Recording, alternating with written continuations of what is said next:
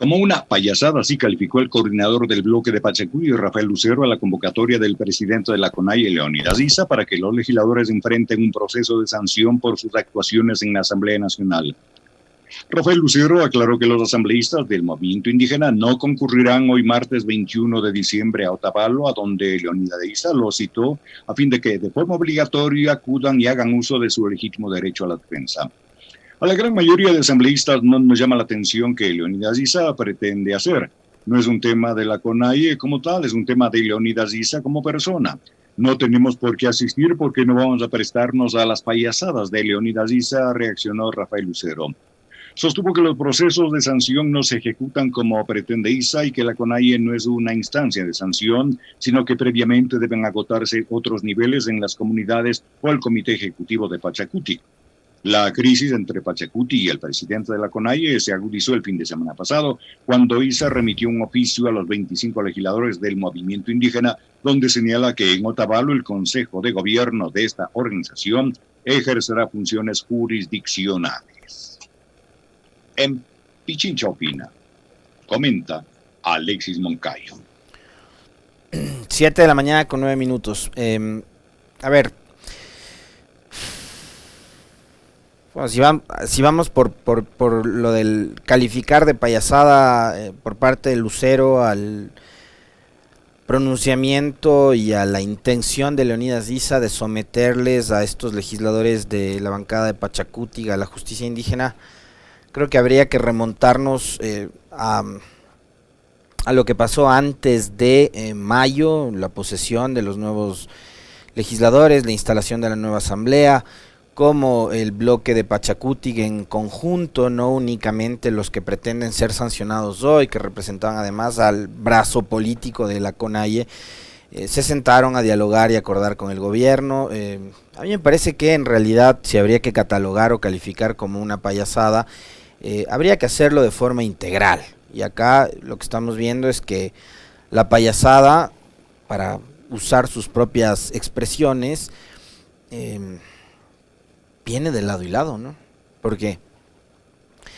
Y yo le cuestionaría también, no solo al señor Issa, sino a toda la organización social, en este caso, la Confederación de Nacionalidades Indígenas, cuál fue su nivel de incidencia o cuál es su nivel de incidencia a la hora de proponer candidaturas para el movimiento Pachacutic.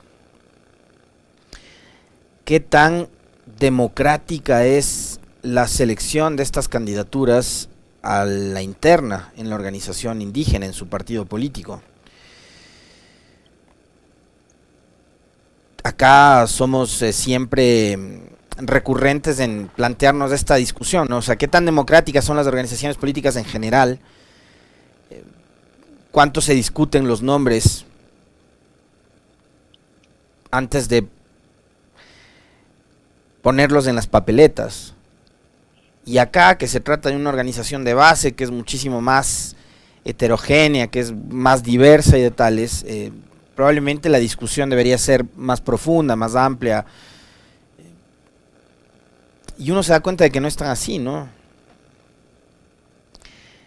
Y uno también, digamos, desapasionadamente, cuando ve las cosas que están ocurriendo dentro del movimiento indígena, logra entender, por el mismo hecho de que son, o se trata de una organización que es tan diversa, que hay una multiplicidad de visiones, de personajes, ¿no? Que uno incluso se cuestiona por qué hacen ahí, ¿no? El señor Vanegas, por ejemplo, que lo hemos escuchado con una línea muchísimo más conservadora en temas como por ejemplo el del aborto, que hace en una organización que es de corte progresista.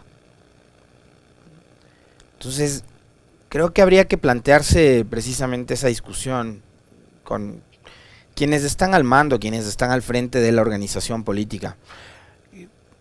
Yo, desde hace muchísimo tiempo atrás, que noto que hay un divorcio entre lo que es la CONAIE y lo que ha sido Pachacuti. Es decir, si uno se remonta, por ejemplo, a lo que sucedió durante el periodo de gobierno anterior, donde vimos a los legisladores de Pachacuti todo el tiempo apoyando las tesis de un gobierno de corte neoliberal, fascista, represivo como el de Moreno. O sea, ustedes no me van a decir a mí que no vieron cómo los legisladores de Pachacutic apoyaron leyes en contra de los trabajadores, en contra del sector obrero, como por ejemplo la dichosa ley humanitaria, después de que el gobierno de Moreno reprimió, encarceló y persiguió a quienes decidieron salir a protestar en su contra en octubre del 2019. Y resulta que Pachacutic, que es el brazo político de la CONAIE, que es una de las organizaciones que más movilizó gente durante las protestas de octubre, terminó votando a favor de las propuestas y de los proyectos legales que salieron desde el Ejecutivo y del gobierno de Lenín Moreno. Hay que tener también un poco de memoria y hay que tener claro también cuál fue el rol que desempeñó Pachacutic durante el gobierno de Lenín Moreno, y eso fue lo que hicieron sus legisladores. El otro día se lo cuestionábamos aquí al asambleísta Ruiz y dijo, bueno, sí, pero después fueron expulsados. Ok, fueron expulsados, pero después de haber apoyado al gobierno de Moreno durante la segunda mitad del periodo. Y después de que el gobierno de Moreno reprimió a quienes salieron a protestar en octubre, en su gran mayoría integrantes del movimiento indígena. Entonces, créanme que no logro entender este tipo de situaciones. Y digo, después de eso, habrán ellos experimentado, tratado de profundizar el debate interno para tomar ahí sí una postura y una decisión para ver qué hacemos en adelante. Bueno, ahí están las muestras, ¿no? Hoy tenemos una bancada de Pachacutic que se divide, pero que además se divide como para terminar haciendo un juego bastante hábil hacia adentro y hacia afuera. O sea, nos partimos en dos, unos se van con el gobierno, otros manejamos una línea más crítica, pero no terminamos de implosionar la bancada. Es decir, les voy a poner un ejemplo, quizás el más cercano y probablemente el mejor ejemplo posible. Cuando ocurre la fractura en Alianza País, después de que Moreno gana las elecciones y llega con una bancada de 74, y con Moreno se quedan 44, y 30 deciden salirse de Alianza País e irse con Correa, ahí los legisladores no es que, o sea, salieron a hacer un pronunciamiento medio tibio, diciendo, no, nosotros vamos a tomar distancia del régimen de Moreno. No, se desafiliaron del partido, se desafiliaron del movimiento. Hubo un acto público.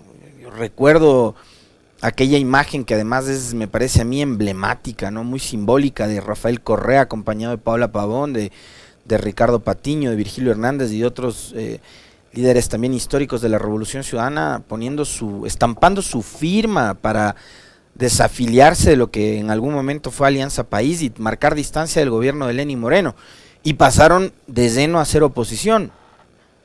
Pero acá no, acá escuchamos el otro día decir, no, sí, vamos a seguir asistiendo incluso a las reuniones de bancada. Entonces ahí termina siendo como una postura bastante ambigua, un poco rara, y terminan convirtiéndose en esa suerte de bancadas bisagras, ¿no? Que, o sea, se acomodan de acuerdo a las circunstancias.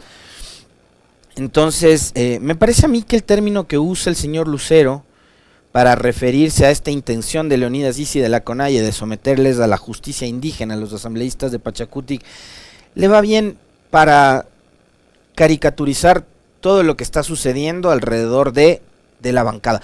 Esa bancada que en conjunto, y con la venia también de los dirigentes indígenas y a la cabeza su coordinador nacional, que es Marlon Santi, se sentó a dialogar con el gobierno, con César Monge en su momento, y fue esa bancada de Pachacutic en su conjunto, con todos los que hoy dicen que van a ser sometidos a la justicia indígena, los que aceptaron que Guadalupe Zori, con los votos de creo de la izquierda democrática y de los independientes, entre los cuales está el señor Villavicencio, se haga de la presidencia de la Asamblea Nacional.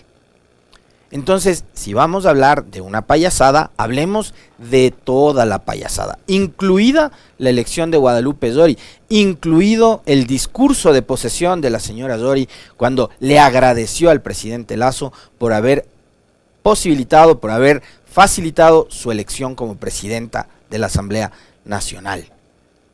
Acá no es uno, no es dos, no son tres, no son cuatro, cinco los asambleístas de Pachacuti que tienen que darle explicaciones a sus electores, son todos.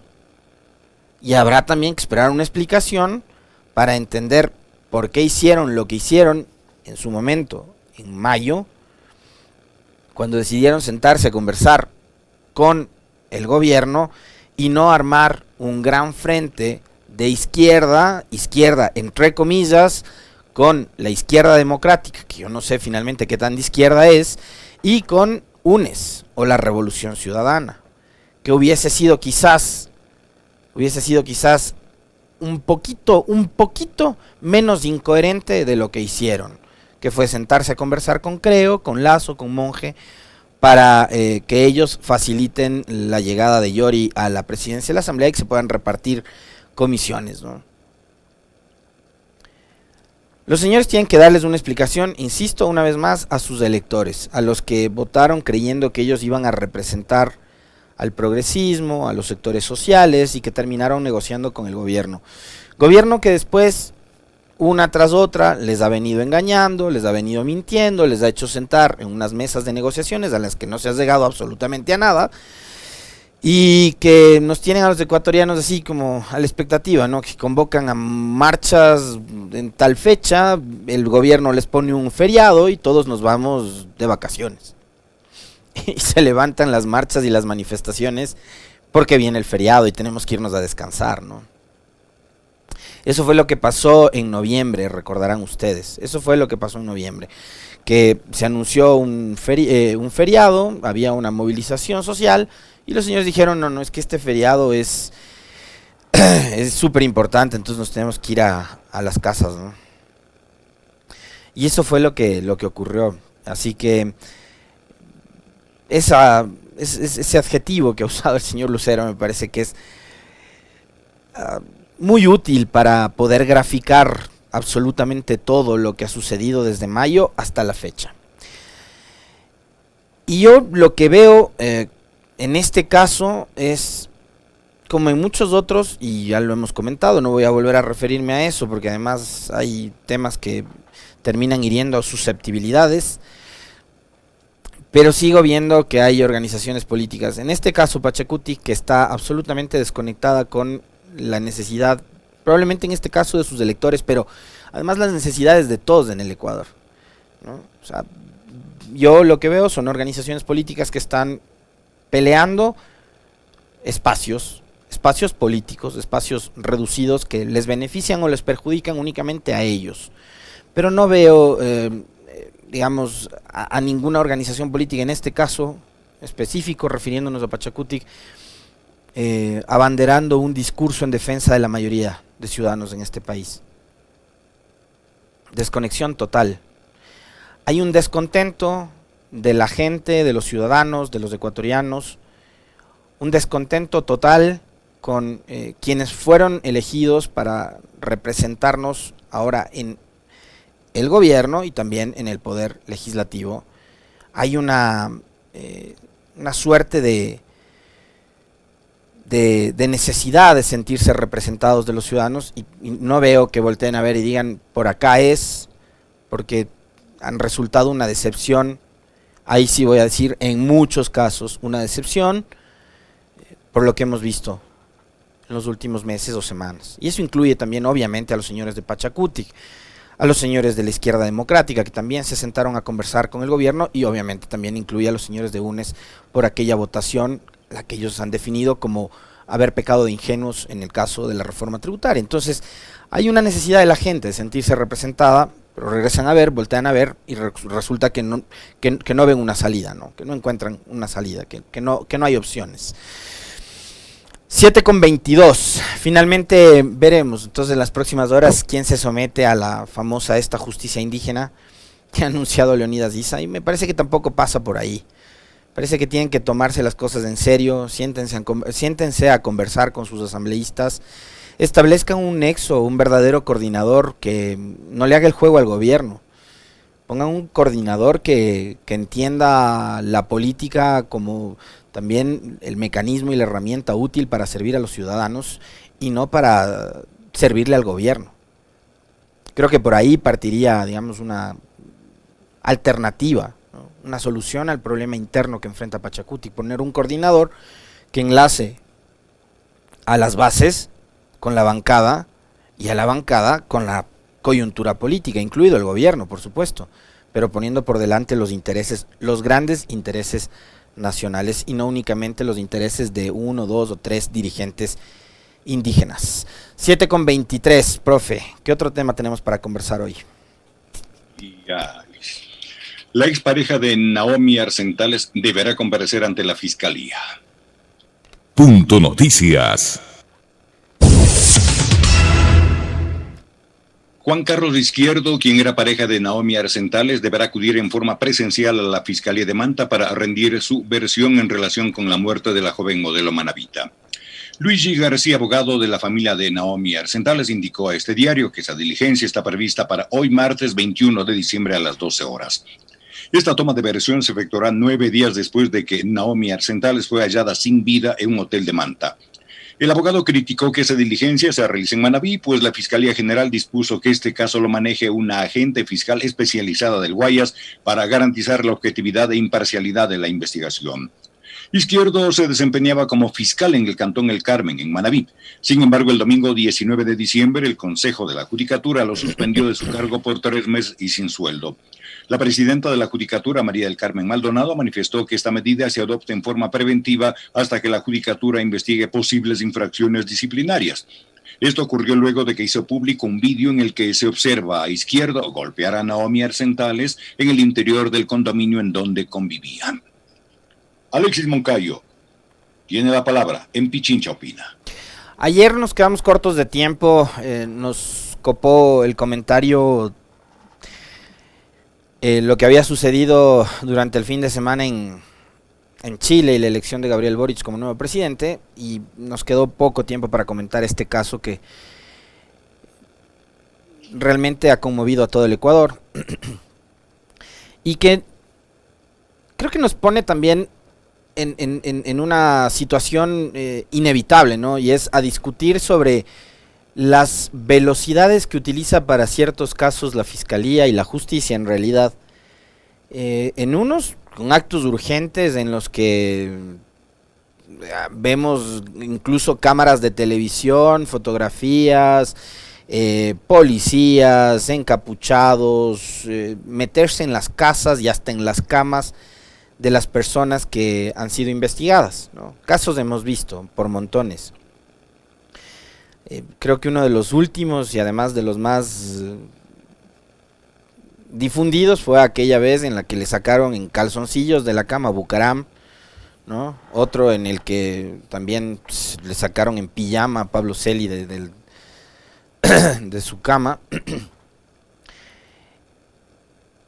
Y también otros en donde los perseguidos han sido enemigos políticos de los gobiernos de turno, ¿no? Durante el gobierno de Lenín Moreno eso fue casi que característico. O sea, cada día había que levantarse a ver las noticias o a ver las redes sociales para ver a quién habían desde la fiscalía perseguido y a ver si ingresaron a sus casas a la madrugada a sacarlos a patadas para llevarlos detenidos con órdenes de prisión que después digamos terminaban siendo revocadas y demás, ¿no?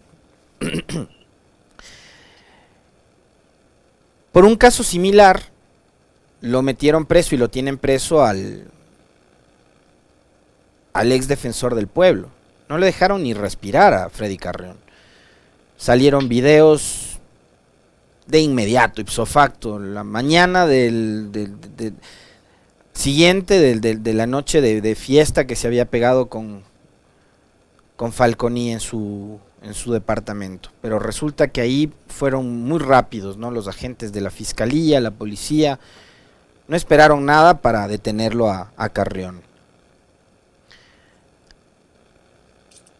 Acá no sabemos a esta hora cuál es el paradero, por ejemplo, de este señor Izquierdo, que además era fiscal en el Carmen, provincia de Manabí.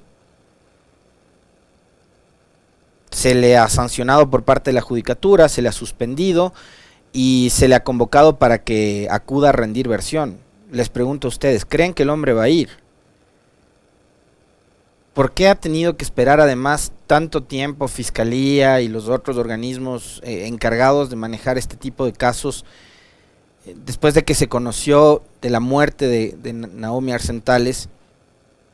¿Por qué han tenido que esperar tanto tiempo para llevar adelante las investigaciones y detener a quienes podrían ser los relacionados o involucrados en este caso? Y digo posibles además porque con la muerte de Naomi ha habido mucha especulación, porque como lo decíamos ayer, se empezó a hablar de suicidio. La primera hipótesis o teoría de este caso fue un suicidio.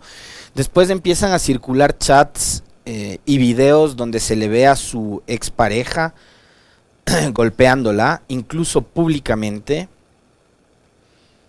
Y se empiezan a conocer además detalles o intimidades de la pareja. Y la fiscalía no hace absolutamente nada en este caso, y hoy por hoy, por ejemplo, no sabemos cuál es el paradero de este sujeto, y no sabemos si es que él finalmente va o no va a acudir al llamado que le haga fiscalía o la justicia para que rinda su versión. Y ahí les planteo nuevamente, ¿por qué para unos casos la justicia y la fiscalía actúa con tanta celeridad y con tanta severidad, y por qué para otros no hace lo mismo?